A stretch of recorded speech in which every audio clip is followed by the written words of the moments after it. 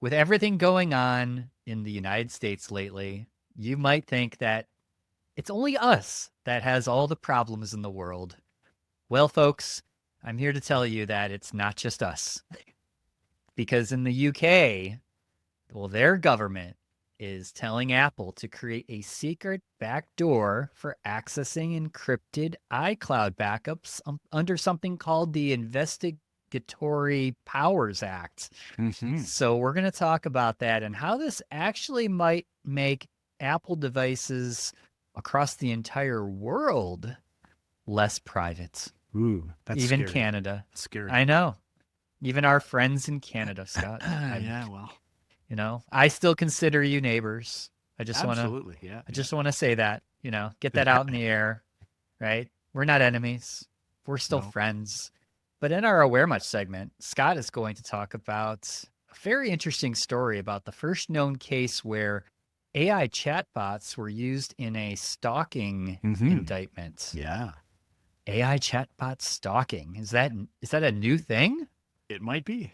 Well, we We'll will find out. find out. Yeah. So So here joining me for this episode is my Canadian co-host, proud Canadian co-host, by the way. Yes. He's Yeah. a proud Canadian, Mr. Scott Wright. Thank you, Tom. Thank you, everyone. Yes, and I just want to, in the effort of full disclosure, like, Scott and I, we've been friends for years, 15 plus 15 years, more. Yeah, yeah. and that will continue despite the disagreements between the U.S. and the Canadian government. So, uh, hopefully they don't like shut off internet access between the countries or something. I don't know. Yeah. Like cut the cables. I don't know. Can they do that? I don't know. I don't know. I mean, there's a lot of things they've tried to do that who knows, Yeah. over time may be Yeah. possible. But yeah. Yeah. Well, I'll tell you, I just have a couple of requirements. Like, number one, I have to find a way to continue to get my coffee from Canada. Okay. So Tim Hortons, I drink Tim Hortons coffee. Okay. I Yeah. buy it at Costco. I really don't want to pay 25% more for that coffee. Yeah. I don't know if you know, but Tim Hortons is owned, I think, by Venezuela or Colombian company or something. I don't know. Like, Well, they are who knows? Canadian. They're yeah, They're they headquartered in started Canada, though, started right? in Canada, but they got Okay. bought out some time ago. So maybe it So won't yeah, matter anymore. So yeah, yeah, maybe I could throw that argument out the window. yeah. But maple syrup, I do buy real Canadian maple syrup. So Yeah. that's an Put issue. it on my cereal every morning. Well, that doesn't everybody in Canada? I mean, isn't that a Of course. thing? Yeah. Well, I use it on my pancakes. So pancakes would never be the same, Scott, without Canadian maple syrup. Yeah, yeah. You But don't know what you might be missing, and I know. when all of the dust settles. Yeah, we'll find out.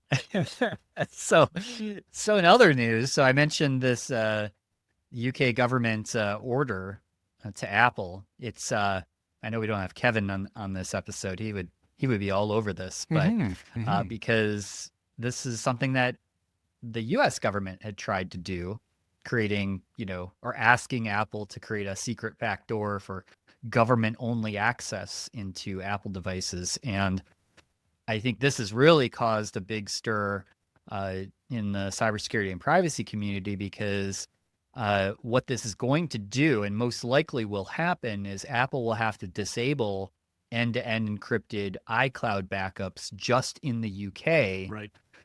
and not do it across the board because that would obviously weaken everybody's Hmm. encryption.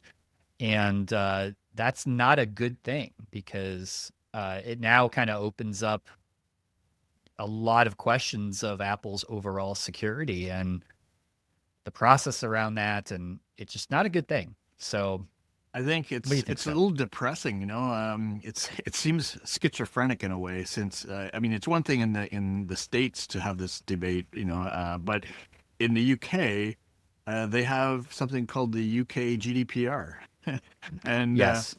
this action, if it was done, would actually conflict with a number of the principles of GDPR, including fairness and transparency, integrity and confidentiality, purpose limitation, what the data is used for when it's collected, and accountability, right? So it's like the lawmakers are ignorant of the fact that putting a backdoor on encryption systems not only aids law enforcement, but the fact that, it makes data vulnerable to hackers and criminals. Mm-hmm. So here's a fair question. If we sacrifice control of our personal information in favor of a government's flawed sense of security, do we really end up with any privacy or security? Ooh, wow. That is something to ponder for sure. Yeah. I'll So just mic drop there. yeah, that's it. And that's the end of the story, right? Scott just basically called it, right?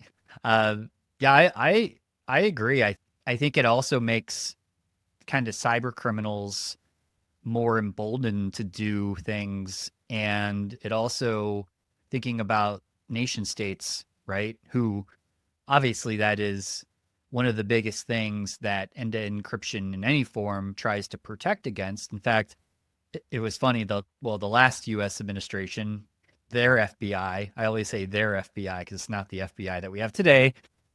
Their FBI, the Biden FBI, had said you all need everybody in the country needs to use end-to-end encryption. You need to use secure messaging apps like Signal. Yeah, they Like were just that was encouraging like, it a few months ago. yeah, Yeah. yeah, they're like actually encouraging it. And now we may have, they may be discouraging that now, Yeah. especially with news like this.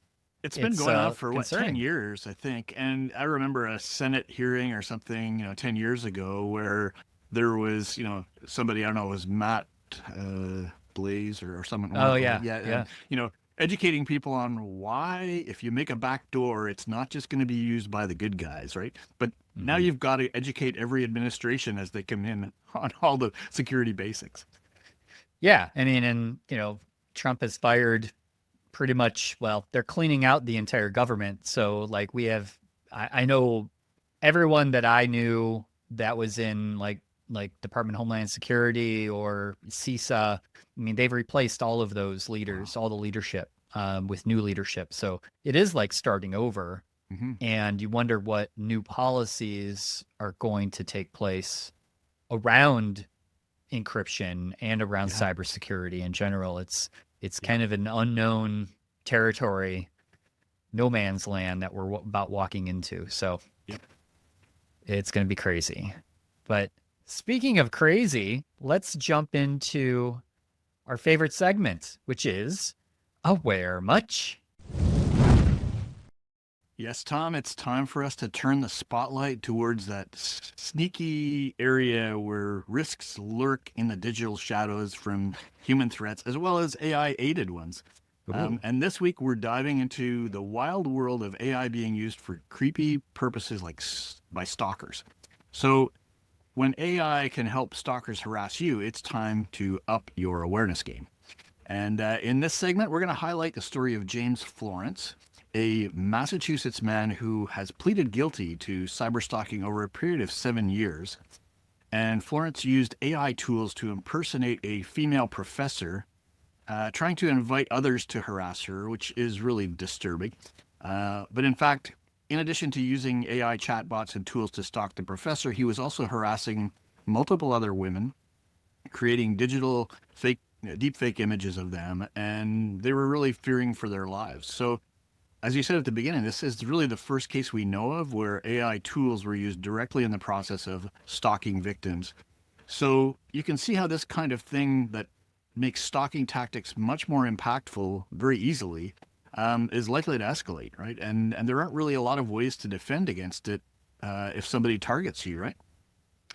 Yeah, there really isn't. And I think the other thing to note is that these types of attacks using technology like AI, it's going to take several years for the court system and law enforcement to catch up Yeah. to these techniques, right? Just like it took many years for law enforcement and judges to catch up to the latest attacks just with phishing Hmm. or with other types of malware and things like that. I remember long ago having a conversation with a friend of mine who's an FBI agent in the FBI's cybersecurity division, and he had told me, he said that he has to constantly try to educate judges on technology and how technology works. And this was probably about 10, 15 years ago at this point, but Hmm. and I think it's gotten better. I think judges and law enforcement have gotten more tech savvy, but that's now trying to explain AI Yeah. to some, to people and how these attacks work and how deep fakes work. It's really uncharted territory. Yeah, and I'm at a bit of a loss. Maybe the only deterrent right now, goes back to the whole legal system, and maybe there needs to be increased penalties for aggravated stalking using AI. I don't know if that's a thing or not, but who Yeah. knows? I mean, yeah, it's the same thing. There's been laws passed in recent years for harassment of women that have had their nude photos compromised, right, on these Yeah, sextortion sites and things like that. New laws come out because of there's victims yeah, that this happens to, and I could absolutely see something coming out that is around deepfake crimes, yeah, yeah, essentially. for sure. And in general, there probably should be some better awareness of AI risks overall. So, and speaking of awareness of AI risks, hey, Tom, Hmm. how do you feel about a new subsegment within the Aware Much segment, sort of like Inception, right? That Ooh, takes a closer look at AI risks. I'm game. I'm going to call this AI Spy. AI Spy, or AEHI Spy, So Anyway, Canadian. I so love it. Canadian. Yeah. We're going to take a quick look at news about risks from AI that our listeners might find interesting. In today's AI Spy segment, I'm going to highlight a risk rating framework for AI engines. Did you know about HarmBench? Oh, I did not. It's a standardized evaluation platform or a framework from the Center for AI Safety. And they did an analysis of DeepSeek R1, that chatbot from Hmm. China. And they found that it has some critical safety flaws. In fact, it failed 100% of the tests against it. That's pretty bad. Yeah. And for comparison, Anthropic's Claude Sonnet AI failed 36% of the tests. So there's something. There's a bit of a Better. gap there.